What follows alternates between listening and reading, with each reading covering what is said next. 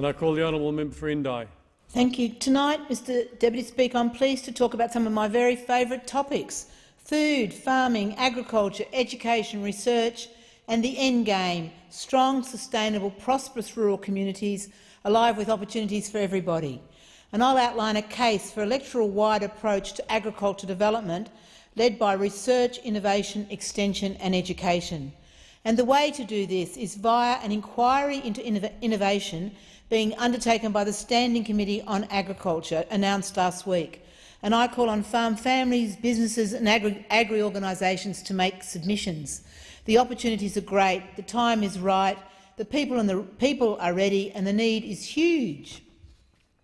Mr Deputy Speaker, in Indi we grow grass, pasture, beautiful rain-fed green nutritious grass.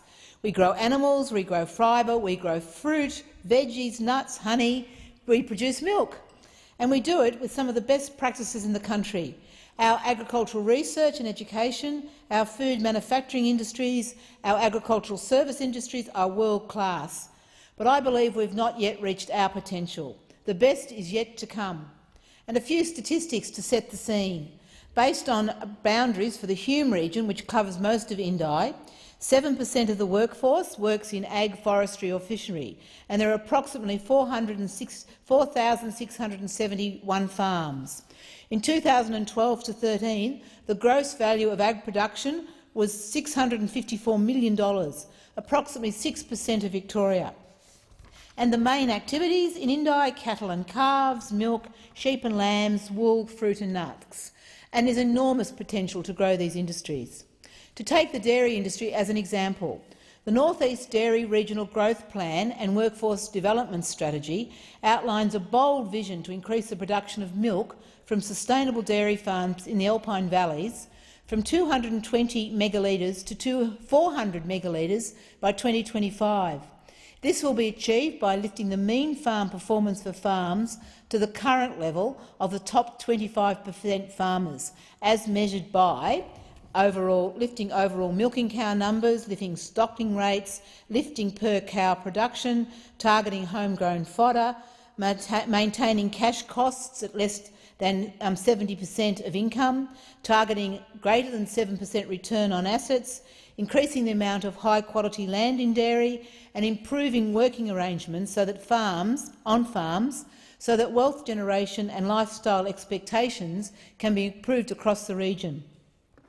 And the plan is that the industry in 2025 will be generating $160 million of farm gate returns to the 200+ dairy farms and supporting approximately 550 to 600 full-time jobs on farm. And with the dairy industry leading the way, the Indi agricultural growth strategy has begun. But we need more education, more innovation, more infrastructure to enable this dairy model to be duplicated in other industries right across the electorate.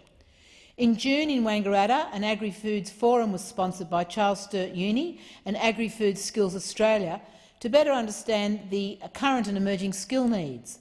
And there were three key findings: the importance of selling the positive story around agriculture and food, the need for education and training providers to incorporate into their courses new skill sets, agility, information about career paths and providing formal as well as formal education opportunities and emphasis on partnerships, and the need to work to a regional growth cluster cooperative model. And Mr Deputy Chair, there are so many people in Indi ready and willing and able to help.